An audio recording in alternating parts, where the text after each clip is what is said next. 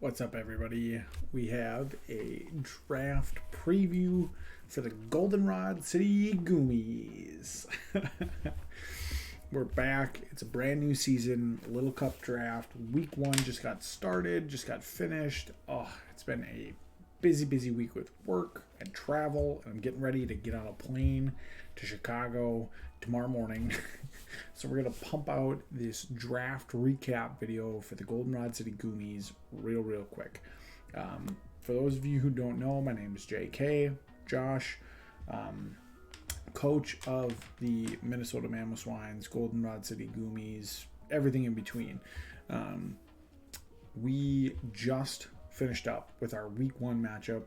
Check out that video on the APDL Season 6 playlist. But I realized we need to do a draft recap before we go any further in this season. So, I am not going to lie. This is really low budget, really simple. We're not going to talk a ton. Just going to kind of go through kind of what my thoughts are on each mon, where it might come in handy, and how it could perform for us this season. We had to draft 5 Tier 3 Pokemon, 3 Tier 2 Pokemon, and 2 Tier 1 Pokemon. So, to get started with the Goomys, we're going to go with Mareep. So Mareep, one of our Tier 3s, one of our 5 Tier 3s. Honestly, Mareep is not super great in any regard. However, it's an electric type. We can do some fun things with speed control, Thunder Wave, gets access to I believe like Cotton Guard, maybe. To be honest with you, I haven't looked super deep into Mareep's move pool. However, in draft format, I think having an electric type on your team is always a good thing. Paralysis is always super good, and if we can make Mareep maybe some defensive option that could help with that speed control, get some status on things, maybe we push it over the line with some offense with Thunderbolt and some cheeky stuff like that. Who knows? Mareep was the last pick for us. It was kind of getting to the end of the draft, and I just needed to fill out my team. Figured having an electric type would be a good thing, so we grabbed it, and here it is. That's Mareep. I have no idea what I'm going to do with it this year, but I wanted that electric type to kind of just round out what I have as far as options are concerned. Another one, we're just going to do all the tier 3s right away. Next up is Nikit. And I drafted Nikit as kind of interested in what its abilities were more than anything. If I go and pull up Nikit in Showdown, because I think this is probably what I should do. It's got 2 really cool abilities. Number 1, Unburden. Awesome. If you watched our week 1 game against Measly, the Trico with Unburden, awesome. Having Nikit also have Unburden, who knows how good it's going to be, but it's there. It's a cool ability, and it might be a cool sneaky offensive mon for us. And Stakeout is a really cool ability that I have no idea if it's competitively viable. I've never seen it used before. Obviously, not really super into Little Cup or kind of like the new Gen 8 stuff. But Stakeout, this Pokemon's attacking stat is doubled against a target that's switched in this turn. That's pretty cool. So there might be something in here where I could run like a red card Stakeout Nikit maybe, and be able to really hit something hard out of nowhere. It's got a couple of different things, like moves wise. It's dark type, so stab knockoff in Little Cup I think is going to be huge. I think knockoff is the best move in the game. Come at me, tell me I'm wrong. But I think, having that. Access to play rough. We get sucker punch, taunt, agility, protect. I don't know. I'm seeing not a lot lash out. You know, there's a couple of things in here that are like really situational, but I think Nikit's abilities were so cool that I wanted to give it a try. So that's Nikit. Something a little less obscure, something I think I know a lot more about what I want to do, is Pancham. I think Pancham in tier 3 is a steal. This thing is a monster, like an absolute unit if I've ever seen it. I brought, my week 1 set. My attack was 289 in Little Cup. So I think beyond the fact that it gets Iron Fist, which is in itself a great ability for Drain Punch and all the elemental punches, gets knockoff, gets parting shot, some other cool stuff like that. It does get Mold Breaker and Scrappy as well. So 3 really good abilities, a nuts attack stat. It's base 82 attack, which is nothing to scoff at. And 67 HP is pretty dang good too. So I think that Pancham is going to be a consistent physical threat for me in this season. And that's really what I was looking for and why I wanted to grab it. So I'm really excited about the little panda. Jack Black is its nickname. I think it's going to be great this season. And it's something that my opponents are going to have to prep for every week. Next up is Natsu, one of my second to last tier 3 Pokemon. And something that I learned about Natsu and Little Cup in general, just in kind of going through the draft and playing my first week 1 game, is that special attackers are going to be a premium in the format. There's not a lot of stuff with good special attack or special defense, and actually special defense in itself is just like terrible across the format. So having something like a Natsu that's base 70 speed and base 70 special attack, I think Natsu will be an awesome Pokemon to use this season. It's a little limited based on what its move pool is. I mean, actually, no, I shouldn't even say that because I ran Giga Drain and Heat Wave the first week, along with Dual Stab and Air Slash and Psychic, which I think is like a really cool offensive set. It gets Magic Bounce, which is great for reflecting hazards. It's a solid lead. I ran a Choice Scarf on it first week, and it got a kill turn 1, which was great. So I'm really excited about Natsu. I think it's something that if my opponents aren't prepping for, they should, because it's one of the few special attackers that I have on the team. And it's fast compared to a lot of the rest of my team. So I think it's one of, let's see. Yeah, it's tied for the fastest thing on my team with Tentacle. So it's a fast threat. It hits hard on the special side. And I think it's just a really cool little bird. So very excited about the steal of a draft pick that Natsu was. Next up is Growlith. That's my that is my last tier 3 Pokemon. I've wanted to use Arcanine every season of the APDL. So it's fitting that we go to Little Cup and I grab Growlith instead. Intimidate's just a good ability. There's a ton of physical attackers in the format. And Growlith's stats are pretty balanced across the board. It's got base 70 attack and special attack, so it can be a mixed attacker. And having access to like close combat, overheat, flamethrower, fire fang, morning sun, will-o-wisp, toxic. I mean, it could be offensive, it could be defensive with like an Eviolite, and that intimidate. I think it might be a little harder to use overall in this season. But I think it's about time that I give the little Fire Pooch a chance on a team that I have, and I'm really excited that we finally have Growlith / Arcanine. And if it's terrible, it's terrible. It's a good fire type, regardless. Which I don't know how many there are. There's probably more than enough. But part of my Fire, Water, Grass core that I kind of have. Solid switch for a mixed attacker. Good ability. I think it's a fine tier 3 Pokemon. Moving into our tier 2s, we get 3 of them. Next up, we have Execute. Execute, I was trying to find a good grass type somewhere along the line of, trying to fill that Firewater grass core. I had Tentacle, I had Growlith. I needed a grass type, and the options out there were kind of all over the place.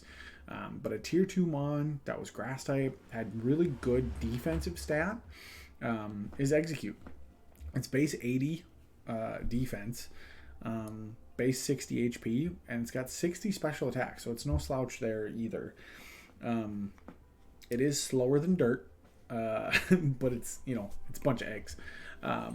I think Execute could be really cool setting screens, Leech Seed kind of being just really annoying, and being like a really good utility defensive mon. I really enjoyed using Meganium last season in kind of that role.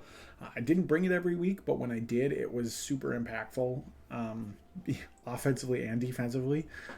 So Execute might be able to step in and fill that role as well this season. So I'm excited about Execute. I don't know how many times I'll bring it, but I think it's a cool utility defense, sneaky offense mon if we ever need it. Tentacle's beast. I don't care what you say. That base 100 special defense, that's why I drafted it.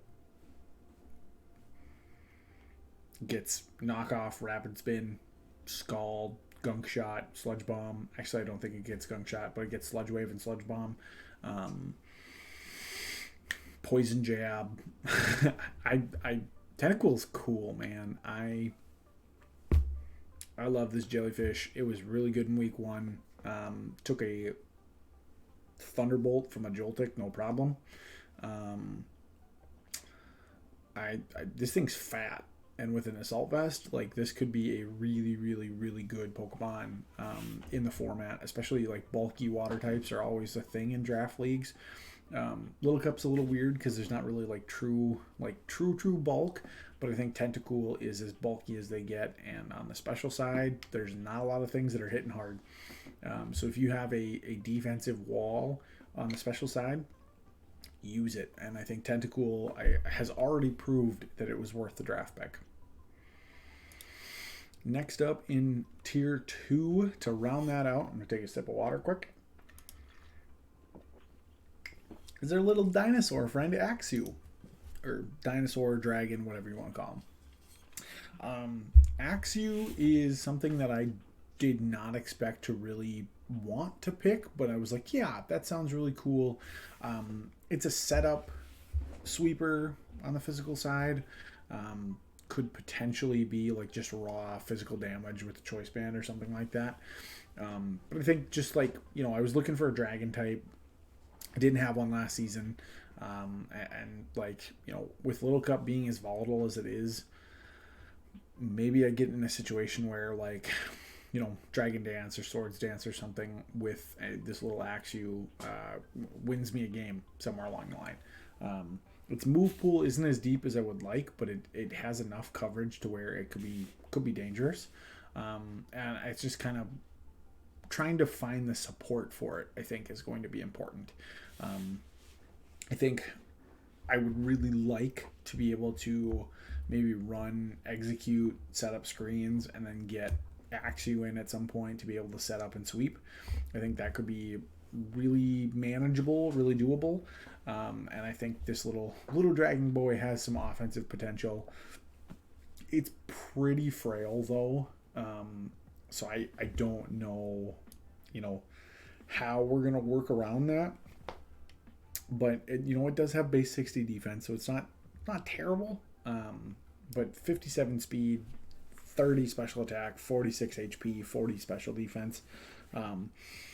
It's definitely like all in on attack, but base 87 attack, so like way up there. So yeah, it's pretty straightforward. It does what it does, but it could be a really cool pick for us. Now into the big boys, the big fat tier 1s. First off, we have Ryhorn. And Ryhorn is one of the Pokemon with like the highest base stat total in Little Cup. I think Noah was saying. I don't remember for sure. I could probably check that. If I go to Little Cup, I import Pokemon and I sort by base stat total. Where is Ryhorn? 348 base stat total. The top mons are in like the Ponyta has the highest base stat total at 410. There's a lot of stuff in like the 350, 360 range. And Ryhorn's at 345 sitting there. So really, really good base stat total. A monster, obviously, in HP, attack, and defense. That's where all of its stats are in the physical side of things. And I think Ryhorn could be, if we can dodge the fighting types and we can, make sure that we're not in a situation where grass is ever around. Ryhorn is a monster. If we can, play around its pretty ugly weaknesses to, grass, water, ice fighting, ground, steel. It's got a lot of weaknesses, but its base stats are so high, and it's worth having to kind of have that handicap of having some pretty common weaknesses. It's not going to be the greatest defensive wall. It's not going to be like Steelix like I've had in the last couple seasons or Slowbro back in the day, but I think it's in this format. It was worth the risk to grab it and have kind of a little bit of hamstrung. Its move pool's great. It gets Stealth Rocks. It gets Superpower, Earthquake, Stone Edge, a couple other really cool things. And I think it's something that I'm always going to consider bringing every week, especially, like I said, because Little Cup is so defensive and physical offensive. It's so physical based that like having something with, even if it's an attacker for the week, having that really high base stat in attack at 85, like it's my second highest attack on the team and it's the highest defense. So it's worth bringing just because of that, I think, in a lot of situations. And I think the team captain for this year and this season, and the thing that I know teams are going to hate me for drafting, is Grimer. I think we got the best option we ever could have out of Grimer. For a tier 1 mon that gets sticky hold and I can put an Eviolite on, Grimer will never die. It got 3 kills in week 1 and it was like my defensive set. So I love this little sticky boy. I think it's going to be a menace defensively to try and get through, but it's also got really good move coverage. It can stall stuff out. It could be a physical attacker. It could maybe I can be cheeky and throw a bunch of stats into special offense. But I think Grimer is going to be an awesome wall with really good like one-on-one 1v1 potential. And I'm really excited that this is like team captain for the season. So Grimer, Sludge is Goop, I think is what I named it. What did I name it? I should know this. I think I named it Goop in week 1, and I think that'll be our nickname moving forward. I'm just gonna check this out here real quick. Team builder, yeah, Goop the Grimer. So I'm really excited about it. It was super good in week 1. I think it'll be really, really good for the rest of the season. And it just looks to me like one of the better tier 1 picks that at the time I could have grabbed. And I think overall people are going to understand why I was so excited about it. So that's a team. I am really, really excited to be playing again, making content again. I know it's been a while, but we're back making videos, getting little Goomy on the screen, and hopefully we can get back to the finals and win another championship. We are the we've won. There have only been 3 people that have won an APDL season: DJ, Garrett, and myself. I would love to get back to the podium, back to the championship, and win again. We got 3rd last season, which was great. It's a great finish, especially with kind of how things started and how we were feeling about the team right away. But I fully expect us to be back in the playoffs, back in contention for those late, deep playoff runs. We got ranked 13th in the power rankings for week 1, which I think is a little low. I didn't put my vote in. I didn't have time to vote, so that's probably, not helping my case. But I'm looking forward to showing people why I am a force to be reckoned with. And then the Goldenrod City Goomys are going to prep better and harder than we ever have before. I want that championship again. And I want to do it with this little group of misfits that we drafted that nobody seems to think are good. But maybe Goop has something to say about that. So thanks so much for watching, and we will see you in week 2 as we go through this Little Cup season. Peace.